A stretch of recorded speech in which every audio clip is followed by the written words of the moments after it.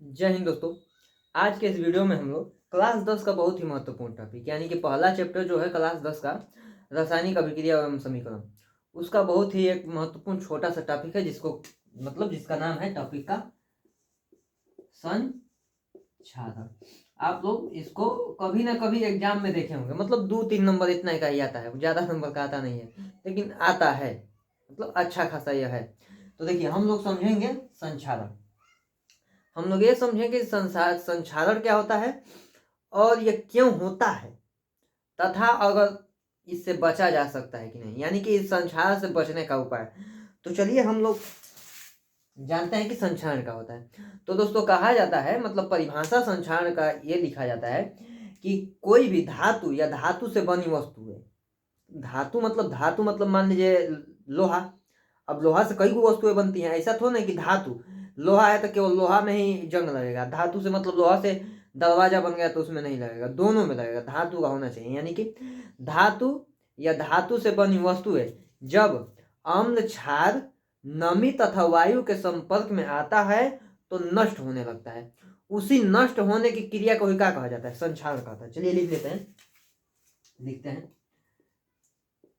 जब कोई धातु या धातु से बनी वस्तुएं अम्ल क्षार नमी, अम्ल कामा क्षार कामा नमी कामा वायु के संपर्क में, जब कोई धातु या धातु से बनी वस्तुएं अम्ल क्षार नमी वायु के संपर्क में आती हैं तो नष्ट होने लगती हैं, जिसे हम संचालन कहते हैं। ठीक, तो आप लोगों को संचालन समझ में आ गया होगा कि संचालन क्या होता है, ठीक ना।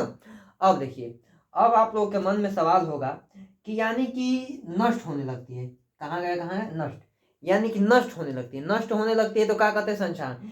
यानी कि कोई भी वस्तु अगर वायु के कारण, नमी के कारण, अम्ल के कारण, क्षार के कारण, इनमें से किसी भी एक के कारण नष्ट होगी तो क्या हम उसको संचालन कहेंगे? यानी कि मान लीजिए प्लास्टिक का कोई वस्तु है या खाद्य पदार्थ मान लेते हैं, मान लीजिए कोई खाने वाला पदार्थ है, अगर वो वायु के कारण, हवा के कारण नष्ट होती है तो क्या हम उसको भी संचालन कहेंगे? नहीं, सबका अलग अलग नाम है। जैसे देखिए, अगर कोई धातु का वस्तु वायु, इन सब जो लिखा गया है, वायु अम्ल क्षार, बार बार क्या कहना है, वायु के कारण नष्ट होती है तो संचारण कहते हैं। लेकिन वही अगर खाद्य पदार्थ बोले तो खाने वाला पदार्थ अगर वायु के कारण नष्ट होती है तो उसको संचारण ना कह के क्या कहते हैं? विकृत। अब इसी को क्या कहते हैं? विकृत गंधिता, ठीक ना। तो दोनों में ज्यादा कुछ अंतर नहीं है। अगर धातु के वस्तु जंग मतलब वायु या अम्ल क्षार के कारण नष्ट होती है तो संचालन, खाने वाला वस्तु विकृत गंधिता। ठीक, अब समझते हैं कि संचालन से बचने का उपाय, यानी कि संचालन से बचा जा सकता है या नहीं। तो बचा तो जा सकता है, लेकिन आप यह कहिए कि एकदम पूर्ण रूप से बचा जा सकता है ना। संचालन मैंने आप लोग समझ रहे, संचालन मतलब आप लोग का व्यवहारिक भाषा में आप लोग कभी ना कभी बोलते होंगे, लोहा का वस्तु में क्या कहते हैं? मुर्चा लग गया, जंग लग गया, जो हल्का पीला पीला रहता है वही है संचालन, हल्का कुछ है नहीं, ठीक ना। तो चलिए देखते हैं संचालन से बचने का उपाय। तो देखिए, आप लोग कभी ना कभी लोहे का दरवाजा लाते होंगे तो आप लोग क्या करते हैं? उस पर पेंट करते हैं ना? या उस पर तेल लगाते हैं, अलग अलग प्रकार का पेंट, प्राइमर, ऐसा कुछ मारते हैं। तो काहे मारते हैं? तो इसलिए मारते हैं ताकि मतलब हमारा दरवाजा अच्छा लगे, और दूसरा का उसका छुपा हुआ कारण जो है उस पर जंग ना लगे, ठीक ना। तो आखिर दरवाजा पर पेंट मारने से ऐसा क्या चीज हो जाता है कि जंग नहीं लगता है? तो देखिए क्या होता है कि ये सब मान लीजिए दरवाजा है, ठीक, दरवाजा, इस पर हम क्या किए, पेंट कर दिए भाई, पेंट कर दिए। अब पेंट करने से होता क्या है कि जैसे देखिए अम्ल है और जो छाल है इसको तो हम बचा सकते हैं, अपने हाथ में है। मतलब कोई दरवाजा है तो कोई ऐसा चीज ना रखिए, अम्लीय वस्तु ना रखिए, क्षारीय वस्तु ना रखिए। तो अम्ल छाल से तो मतलब अम्ल छाल से जंग इसलिए लगता है हमारे गलती के कारण। अब धातु है उसको अम्ल के जरिए रख देंगे तो क्या होगा, अम्ल जैसे अचार जानते हैं, खट्टा होता जो होता है अम्ल होता है, क्षारीय वस्तु जानते ही होंगे, तो उनके उनके ऊपर रख देंगे अचार उचार तो जंग लगेगा। तो इससे तो बचना तो मनुष्य का ये बेवकूफी टाइप का है, मतलब अम्ल छाल से जंग लगाना, कहा कि आप गलती करिएगा जंग लगेगा। लेकिन नमी और वायु से मनुष्य बच नहीं पाता है। हवा को कैसे गायब करिएगा, तो देखिए हवा को गायब नहीं कर सकते, इसीलिए इस पर पेंट मारा जाता है।